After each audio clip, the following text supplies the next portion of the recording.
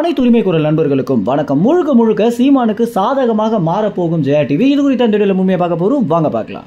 Jaya TV அப்படின்னு சொன்னாலே அது ஒரு அதிமுகவின் தொலைக்காட்சி அப்படின்னு தான் நம்ம எல்லாருக்குமே தெரிஞ்சிருக்கும். ஏன்னா ஜெயலலிதா காலகட்டத்தில இருந்தே பாத்தீங்கன்னா இந்த ஜெயா டிவி வச்சுதான் அதிமுக என்னென்ன நடக்குது அப்படின்ற விஷயங்களே அவங்க சொல்லிட்டு வந்துட்டு இருப்பாங்க. பிற ஊடகங்கள் மறுத்தாலுமே அந்த கட்சியுடைய ஊடகங்கள் அவங்களுக்கு முழுக்க முழுக்க ஒரு விளம்பரங்களை பண்ணி கொடுப்பாங்க அப்படின்றது காலங்காலமாக நடந்துட்டு இருக்கு.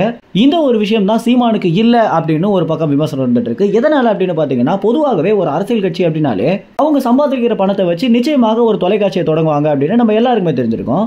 ஏன்னா அவங்களை குறித்த விமர்சனங்களை, ஏன்னா எதிர்கட்சியை குறித்த விமர்சனங்களை இவங்க வைக்கணும் அப்படின்ற காரணத்தினாலையும் இவங்க செய்யக்கூடிய எல்லா விஷயங்களுமே விளம்பரப்படுத்தணும் அப்படின்ற காரணத்தினால தான் இந்த மாதிரி தொலைக்காட்சிகளை பயன்படுத்திட்டு வந்துட்டு இருப்பாங்க. இந்த வகையில கலைஞர் தொலைக்காட்சி, சன் டிவி, சன் நியூஸ் அப்படின்னு இந்த இரண்டு கட்சிகளும் பாத்தீங்கன்னா மாறி மாறி இரண்டு கட்சிகளுமே அதிகமாக விமர்சிச்சுட்டு வந்துட்டு இருந்தாங்க. இதற்கு இடையில ஒரு அரசியல் கட்சியை விட்டுற கூடாது அப்படின்றதுலயும் ரொம்ப குறிக்கோளாக இருந்தாங்க அப்படின்னு தான் சொல்லி ஆகணும். ஆனா ஜெயலலிதாவுடைய மறைவுக்கு பின்னர் சசிகலாவுடைய உறவினரான விவேக் ஜெயராமன் பாத்தீங்கன்னா இது ஒரு அதிமுக ஊடகம் கிடையாது அப்படின்னு, இனிமே நம்ம அதிமுக கட்சிக்கு ஆதரவாக இருக்கக்கூடாது அப்படின்னு டிடிவி தினகரனுக்கு பாத்தீங்கன்னா ஆதரவாக பல விஷயங்களை பண்ணிட்டு வந்துட்டு இருந்தாங்க. இருந்தாலும் ஜெயா டிவியுடைய டிஆர்பியும் பிசினஸும் பாத்தீங்கன்னா ரொம்பவே படுத்துருச்சு அப்படின்னு தான் சொல்லி ஆகணும். இதை எப்படியாவது உயர்த்தணும் அப்படின்ற முயற்சியிலையும் நிறைய பணம் சம்பாதிக்கணும் அப்படின்ற நோக்கத்திலையும் ஜெயா டிவியோட சிஓவான விவேக் ஜெயராமன் பாத்தீங்கன்னா பல்வேறு விஷயங்களை முன்படுத்திட்டு இருந்தாரு. அதுல ஒண்ணுதான் பாத்தீங்கன்னா சீமான் அவர்கள் குறித்த சில விஷயங்களை லைவ்ல போட்டுட்டு வந்துட்டு இருந்தாங்க.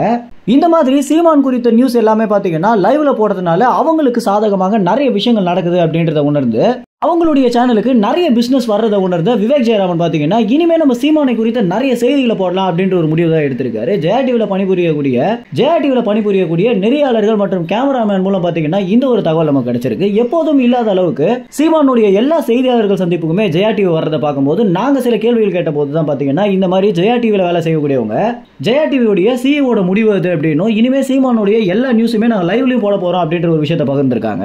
இந்த ஒரு விஷயம் ரொம்ப காலங்களாகவே சொல்லிட்டு இருந்தாலும் தற்போது ஜெயா டிவில அதிகப்படியாக சீமான் நியூஸ் நம்மளால பார்க்க முடியுது.